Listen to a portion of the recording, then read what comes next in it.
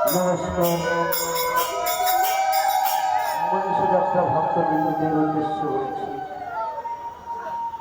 মনীষযাত্রা শ্রবণকারী ভক্তবৃন্দদের উদ্দেশ্যে বলছি, আপনারা দেখলেন কাঁচের উপরে নৃত্য।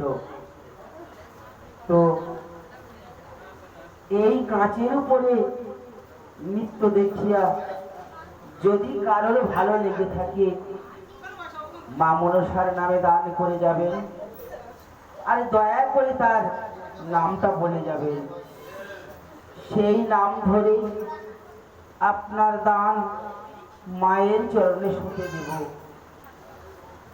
কি আছেন মহাদানী, মায়ের নামে দান করে যাবেন, আর দয়া করে তার নামটা বলে যাবেন।